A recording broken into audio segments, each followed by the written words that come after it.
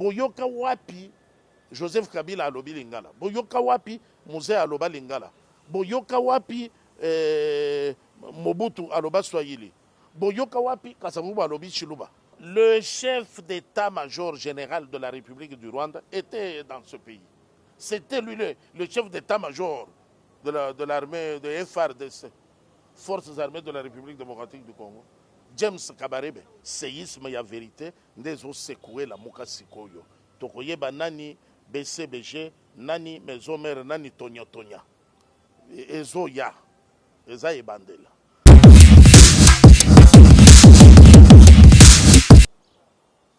Très heureuse de vous savoir très nombreux, très chers amis, abonnés, internautes de Congo Impact News à travers le monde.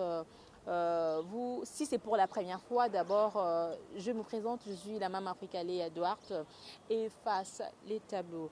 Comme vous les savez et comme vous les constatez, nous sommes toujours derrière les informations pour vous donner des informations vraies, vérifiables, à la source.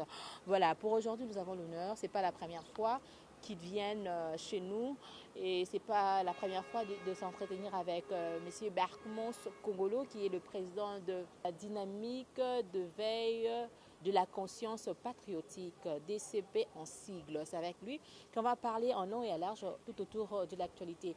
Comme nous le savons très bien, l'actualité, vraiment, il y a beaucoup de choses à dire autour de l'actualité actuellement en RDC. Il y a de l'autre côté la Mouka, la crise qui règne au sein de la Mouka actuellement. De l'autre côté, il y a Kabange Numbi, il est un des cadres au sein de FCC qui a dit des choses que beaucoup de gens n'ont pas vraiment aimées. C'est avec le coordonnateur de ECP, DCP, qu'on va vraiment parler sur l'actualité. Mon nom est Barkmos Kongolo. Bonjour et comment la santé? Bonjour maman Afrique, Léa et Peka. Et merci, la santé va bien, Dieu nous fait grâce, nous tenons bon. D'abord, la première question, nous voulons vraiment parler. Comment vous envisagez aujourd'hui la grande partie de la population ou de la classe politique, on traite déjà la classe politique d'être de tribaliste. Il y a beaucoup de choses qui se passent autour de la politique. Que direz-vous par rapport à ce phénomène qui règne déjà au sein de la classe politique? Merci beaucoup maman. Le phénomène du tribalisme, qui est une honte, est en train de faire parler de lui parce que nous avons encore des gens sans éthique sur la scène politique. Nous avons des profiteurs, des opportunistes, des arrivistes, de gens qui tombent de nulle part, comme pour devenir politicien au Congo, dans notre pays. Désormais, il y a beaucoup de raccourcis. On devient politicien parce qu'on fait usage des réseaux sociaux. On devient politicien parce qu'on s'attaque aux grands leaders. On leur manque du respect. On déploie les injures. On a un écart de langage dans la manière de s'exprimer. C'est comme ça que l'on devient politicien dans ce pays. Et on prétend tout savoir. On s'érige en donneur de leçons. Alors, il se fait que lorsqu'en face, vous n'avez pas le répondant, vous avez en face des gens qui prennent de la hauteur, qui vous laissent dans votre bassesse avec toute l'inexpérience,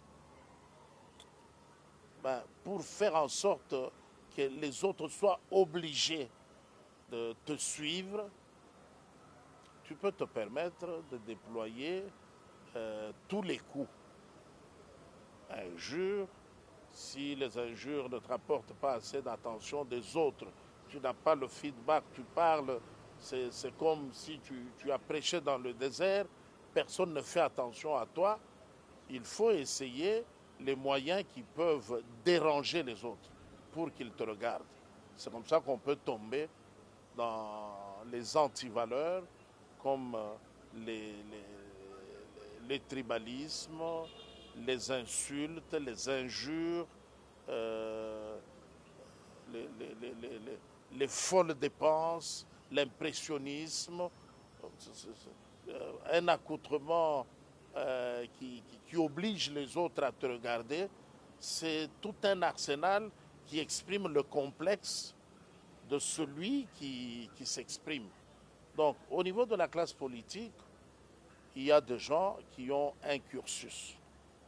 Il a commencé la politique dans une cellule d'un parti. Il a contribué aux réunions d'une façon ou d'une autre. Il a donné le meilleur de lui-même. Il contribue aux analyses. Il a compris le projet de société du parti auquel il appartient ou au nom duquel il devra désormais parler. Ce sont des gens comme ça qui sont des politiciens mûrs. Quand ils parlent de manière réfléchie. Ils ne sont pas dans le sensationnel. Alors, on ne va pas taxer toute la classe politique congolaise d'être aujourd'hui corrompue par les tares, genre tribalisme, non. Quelques grains de sable tombés comme cheveux, comme mèches dans la soupe, ressentis tout de suite à la première cuillerée, on sent que ça, ce n'est pas ce qu'il fallait.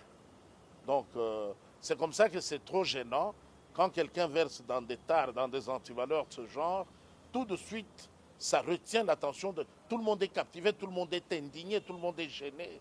On dit, mais il sort d'où celui-là? C'est encore qui celui-là? Attends, il est capable de telle bassesse? C'est comme ça que ça se passe. Okay, je vous rappelle qu'il est le cordon de la dynamique de veille patriotique, plutôt la dynamique de veille du conscient, plutôt DCP en sigle, hein, pour ne pas entrer trop. Pour l'éveil de la conscience patriotique. Okay. Voilà, il est aussi tshisekediste. Voilà, on va essayer d'être un peu bilingue pour la meilleure compréhension de nos internautes. Voilà. Monsieur Barkmos Kongolo, notre deuxième question. Êtes-vous de même avis de ceux qui disent que d'abord le président de la République est tribaliste parce que tout autour de lui il n'y a que des loubas? Non, attends. Cette question, je peux y répondre en deux temps. Ceux qui disent là sont des Congolais ou pas de Congolais? Ah, s'il y a des Congolais qui le disent, ils le savent, ils ne sont pas informés. Ils sont moins informés, mal informés ou pas. Surtout au niveau de la présidence. Très bien, au niveau de la présidence de la République, Son Excellence, Monsieur le Président de la République, est un fils du Grand Kassai. Son directeur de cabinet, Vital Kamerhe, est du Grand Kivu. Le premier vice-directeur de cabinet, le professeur Eberhand, est du Grand Bandundu. Le deuxième vice-directeur de cabinet est du Grand Équateur. Je ne sais pas, le tribalisme intervient à quel niveau?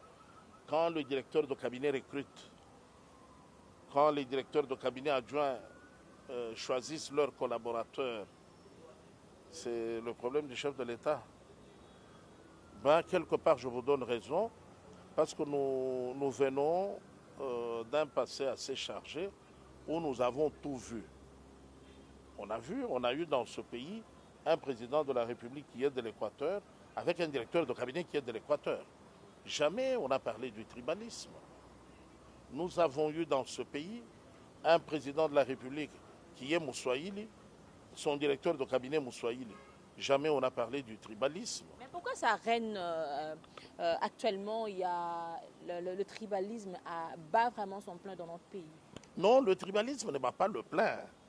Le discours tribaliste bat le plein. Parce que quand Mobutu a travaillé avec Vundowe, ce n'était pas du tribalisme. On avait changé de peuple. C'était le même peuple, non? Et nous avons eu Joseph Kabila, qui a travaillé aussi avec un directeur de cabinet Moussoaïli. On n'avait pas changé de peuple, c'est toujours le même peuple. Aujourd'hui, nous avons l'énigmatique Ranger, Félix Antoine Tshisekedi Tshilombo, qui est Moulouba, qui n'a pas du tout ni un directeur de cabinet, ni un directeur de cabinet adjoint Moulouba. La peur, là, c'est à vous de nous dire, vous avez peur de quoi? C'est vrai, vous aviez été éduqué depuis vos ancêtres à dire Moulouba, jamais Moulouba Kokonza Mboka. On a vidéo moko awa lolenge babeti mona moko mukie kama kamba oui. Très bien, on va arriver à ce chapitre. Bino ba ndeko na biso ba compatriote oyo bozali ya espace Grand Kasai te nde bokoloba na biso bobangaka nini nini etindaka bino bozala na panique soki par exemple bozali na société bozali ko travailler chef na bino wana qui le soit Mukongo, Muswahili, Mungala na ba adjoint na ye na niveau yassé là où ça demande l'intelligence. Si on a aligné un seul fils du Grand Kasaï, c'est sur celui-là que le grand chef la compte. Maintenant, où est notre faute? D'être dévoué, d'être capable de faire ce qu'on nous demande, ce qu'on attend de nous, d'être disposé à contribuer à l'épanouissement du pays, à booster le développement de notre espace naturel. C'est pour ça que vous avez peur de nous. C'est pour ça que chaque fois que nous devons nous rencontrer pour parler, au lieu de regarder les propriétaires de la République démocratique du Congo, nous qui sommes au centre, nous ne mélangeons le sang avec aucun pays étranger. C'est vous autres que nous devons indexer. La tribu, toi compris, madame, parce que tu n'es pas kasaïenne. Alors, oui. Alors, la peur qui vous fait, c'est que boyebi que même na bakoko na bino, même na banini, makila e sangana. Okokuta koko boye. Azali mwana ya mboka République démocratique du Congo, mobali na ye. Donc koko na oya mobali auta Centrafrique, auta Uganda, auta Tanzanie, auta Rwanda, auta Zambie, bino batu ba ndeko na biso ya Congo oyo bozalaka na Grand Kasai te, bozalaka na périphérie parce que le centre c'est seulement le Grand Kasai na Maniema. En dehors il y a Grand Kasai na Maniema, bino nyonso oyo botikali makila sangisa na bapaya. Bino bosangisa te. Te. Na Grand Kasai c'est la lignée pure. Nzambe leur akeli République démocratique du Congo pour préserver race purement congolaise à Sala Grand Kasai à Tchayango na centre makila sangana te. Nde loko ezobangisa bino yango wana.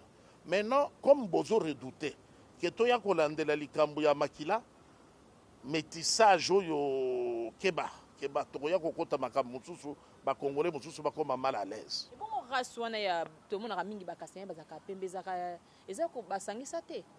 Non, na Kasai tozali na ba climat ebele.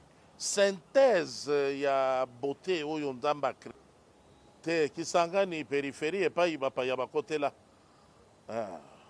epai ba étranger bayela ezali eyebana. D'accord, mon amboka. Na Kasai, tu vas trouver là où il y a le climat chaud, là où il y a le climat humide, là où il y a le climat tempéré, quand il y a espace wana kaka Grand Kasai. Donc okuta teint clair ezali dominant ici, okuna ezali récessif, teint sombre ezali dominant ici, okuna ezali récessif. Ce mélange, cette synthèse de la beauté de la création ezali na Grand Kasai. Nde yango ekomi kotinda biso tokanisa. Bozobanga biso boye, likambo yo bozokotisa tribalisme ezouta wapi nano parce que biso tosangisa makila te. Nous sommes une race pure. Maintenant, bino oyo soki batuni yo ozali nani likambo ya double identité toyeko na yango. Mais en tant que nationaliste, nous composons avec tous les autres sans problème. C'est comme ça que Kokuta, moi na Grand Kasai, akoki kobala moswahili, akoki kobala mokongo, akoki kobala mongala, bafandi tranquille.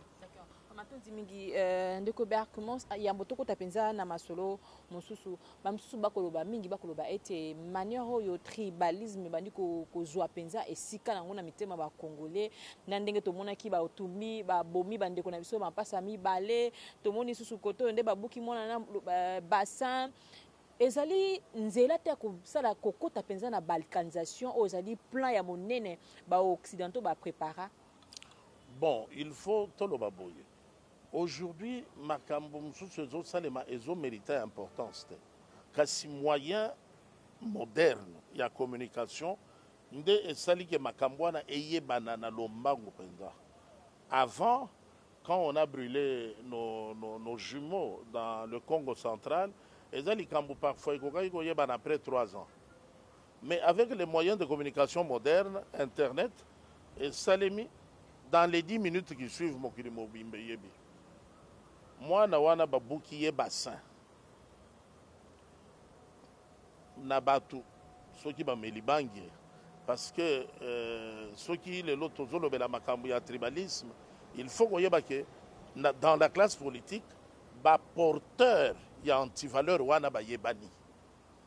C'est ici que moi je vais inviter le procureur général de la République. Je vais inviter l'instance judiciaire Nyonso, Yakotala Likamboyo, comme une pandémie beaucoup plus dangereuse que le coronavirus, que le sida.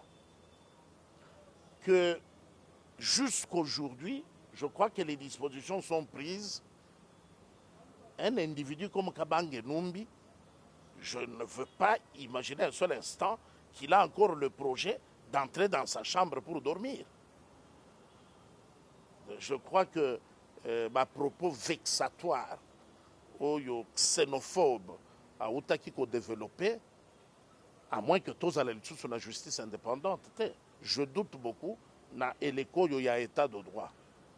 Je préfère qu'il aille expliquer na bazouzi yende nani pour inciter bana ya mboka Congo ya koyina na bango ya koloba oyo pona kotonga chemin de fer tozalaki ekolo moko pona kotonga usine ya Jekamine tozalaki ekolo moko pona kosunga na misala ya mine na kati ya mabele penza na bafuru ya moto makasi tozali ekolo moko.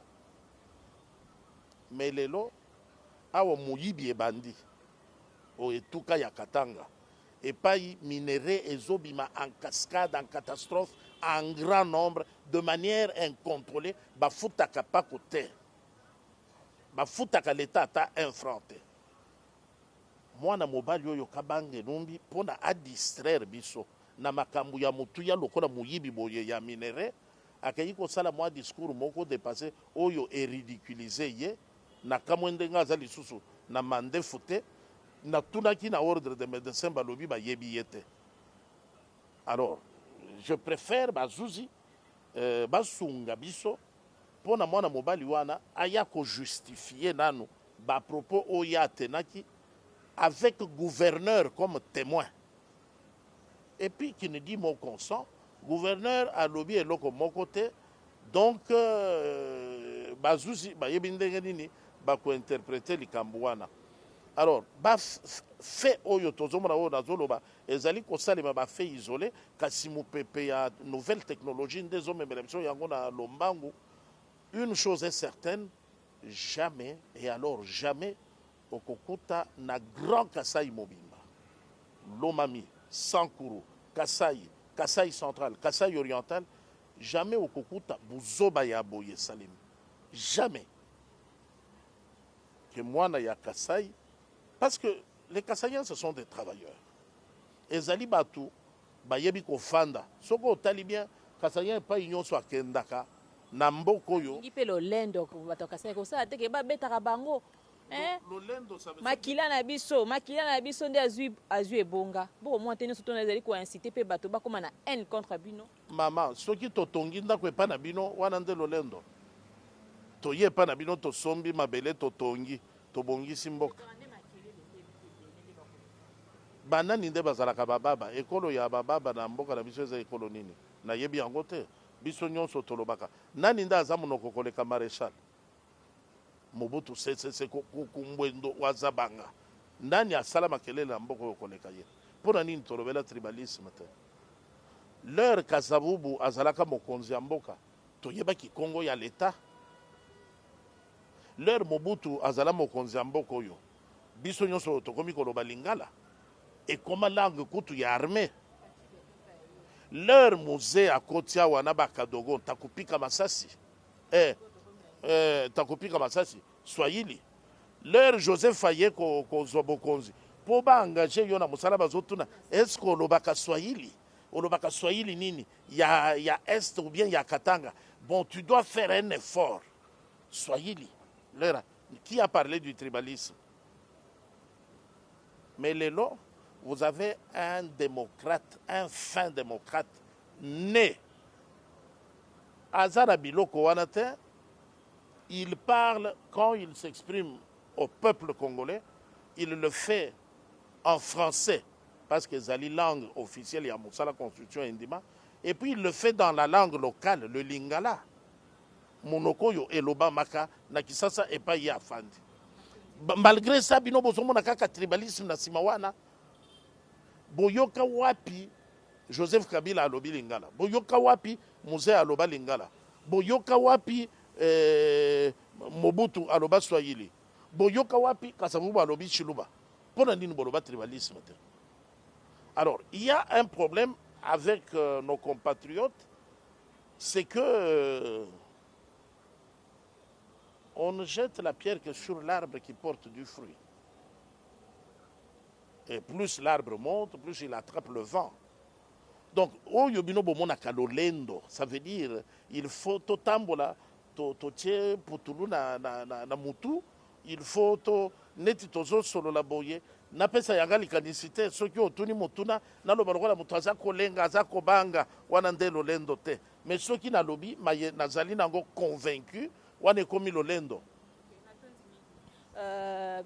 Président Berkumos Congolo tokoningana na oningana tuna motuna o nayebi ke ozali informé hein, par rapport ya ba tweet ya o azali bongo ambassadeur rwandais au Congo le lenga tutaki na ba makele le leka epenza sur la toit malgré ka longo laki mais ba activité ba monaki ba captura kango et puis ba ko organiser sitting ba sango liboso ya ambassadeur ya Rwanda malheureusement sitting wana et salama kité poto monaki ba présence ya une présence militaire yo ozala pe na bureau na juste kaka côté wana ba tie penza tala e belé ya la police pour na koloba ete ambassade wana zali baza ba intouchable malgré insulte oyo ba insulter penza ba martyr na biso yo étant que moko ba kasayen c'est vrai que za tshisekediste eza penza makanisi ya malamu tant que moto oyo ba ko finga ka ba congolais ba ko seka likolo ba mémoire ba ndeko na biso mais ba ko sécuriser bango. Après Mikolonda, Motomoni, Azalé qui reçu et pas chef de l'État. N'est-ce pas ça aussi comment je peux dire Ezali pe moi le lingue moi ko baté Rwanda penza atabo sali biso bopakoli biso potopoto ne longue ton dima toujours. Il fallait penza président de la République à Yambaye après tous ces désordres. Merci maman. Et Sengeli to yokana malamu. Collaboration structurelle entre États et zana lolenge bajeraka yango. Bajeraka yango lokola makelele ya balabala te. Oui. Aujourd'hui, tozali na mutu azali na souci ya kobatela bapate. Alingite ata moko ebunga. De l'autre côté, tozali na mutu, azali ne loko ya kobatela ata moko te. Ebeba. Kosenga te batambola nzela moko. Bakanisa ndenge moko. Non. Oyo azali na biloko ya kobatela esengeli azala mayele. Oyo azali ne loko ya kobatela te, akomi lokola mutu ya liboma. Mbwa ya kanda. il faut koyeba ndenge bafandaka na ye. Rwanda, awa tozoloba Rwanda, à un moment donné dans ce pays-là, il y a eu des dirigeants qui ont porté les Rwandais à cœur dans leur âme et dans leur esprit. Il suffit à Koyoka de Kokwebe Kimpele. Par rapport à l'invasion, il y a un nombre d'officiers rwandais, étrangers, dans l'armée, et la police. Et Salemi Bamilongoli, quelqu'un les a nommés là. Même s'il y a des individus qui ne mesurent pas l'ampleur, il y a Makambo Bazoloba, le chef ne fait rien. Écoutez maintenant là-bas, écoutez. Alors que... Rwanda, en plus, le président Kagame, na RDC, na kata stade de martyr. Stade de martyr, le président de la République, Kagame Mbote. Sa faiblesse ya mboka na biso. Te, ngai nazomona ngo faiblesse ya mboka na biso te. Kwa petanga tango ya kana babambi pe mabanga yo zaka kuna na est zaka gangi koto peto kangi yo. Na yebite soki mboka nini babamba un chef d'État congolais mabanga. Nazalaka extrémiste te. Je parle de mes convictions, mais en toute responsabilité. C'est Dakanadiale lo facilement te. Na lingi koloba boy. Na kati ya Rwanda, bato yo bakomi bakonzi nommé na armée pe na police na biso par qui?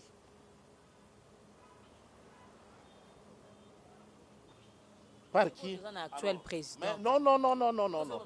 Te moto et bandaki kopela il y a 4 heures du temps. Si vous vous comportez à la 5e heure comme si moto et bandinde sikoyo, vous maîtrisez yangote. Il faut qu'on y ait des gars en pleurs moto comme nango, bazo gérer yango ndenge mususu na moto ya ba uti kopelisa tiji allumette sikoyo po babwaka. Alors, et si kawana des pièges zali, oyo ba ennemi ya mboka, oyo ba lingi kimiate, bazo sala analyse lokola yo. Bon, nyonso wana esali binango. Mais lelo kasi to sala lelo ezali. Si alobaki na biso ete zongisa ye na Rwanda, si je me souviens même ba activité mingi ezali kaka zongisa ye na Rwanda. Zongisa ye na Rwanda. Tozaka pembeni awa na 12e rue. Banda koyemba ngo tozana ba vidéo zongisa ye na Rwanda. Non madame, obandi yango na katikati. La guerre sera longue et populaire. Nous la retournerons jusqu'au par où elle avait commencé. Je crois que ça dit quelque chose aux Congolais. Qui a dit ça? Et ça zongisa ye na Rwanda? Té madame. Cette campagne de désinformation,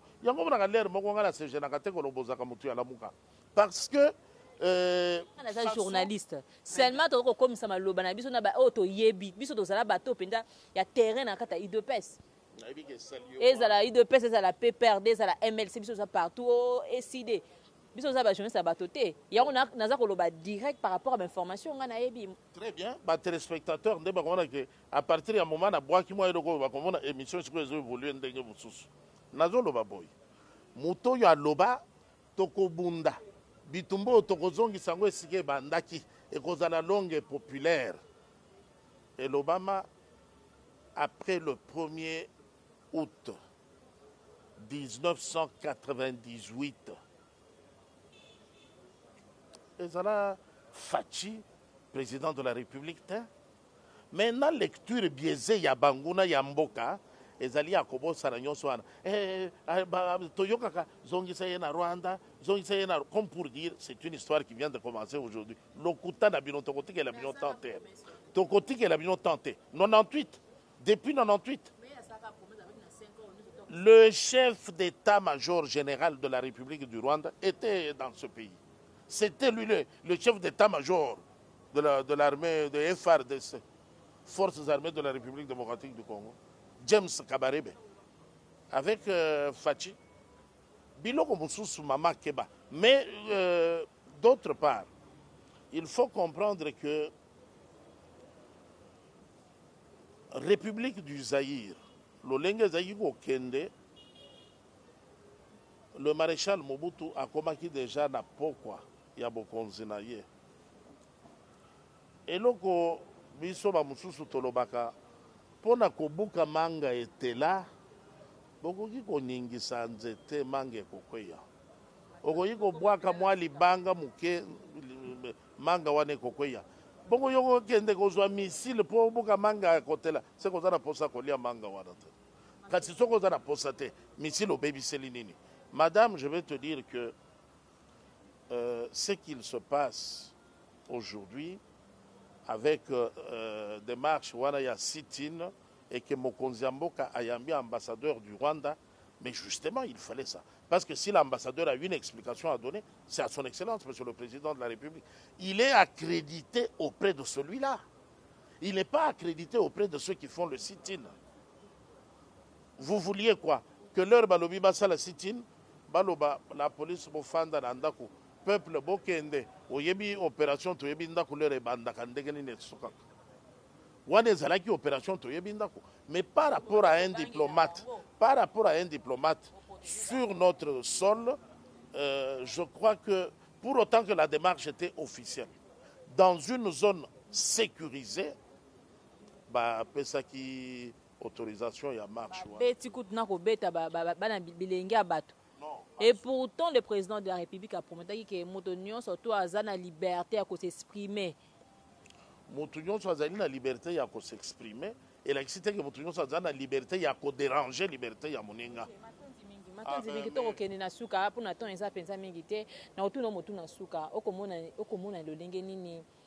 D'abord, ma candidature nous en abonné par rapport à déclaration à mon le président élu Martin Fayulu m'a dit par rapport à destituer le chef de l'État.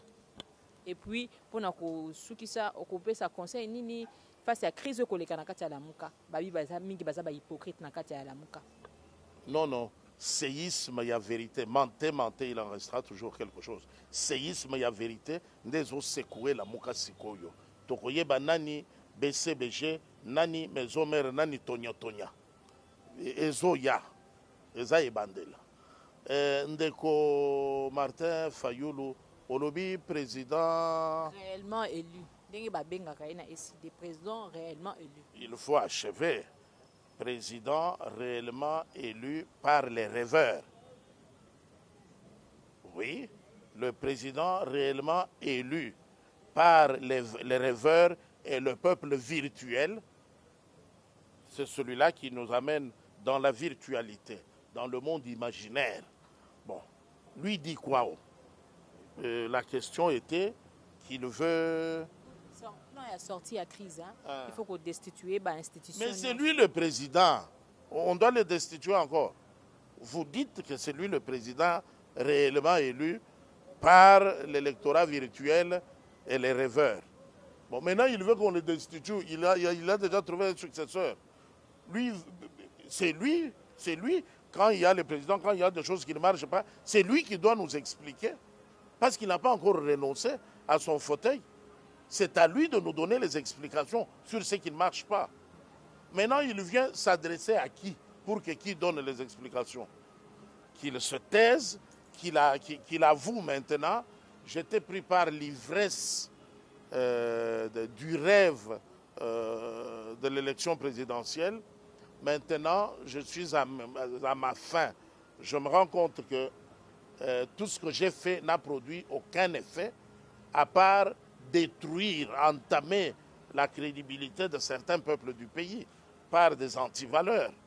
Alors, je demande pardon à son Excellence, Monsieur le Président de la République, le garant, le seul garant de la nation. Et je veux qu'il me donne un peu du travail. Ça, on peut voir, c'est une demande comme une autre.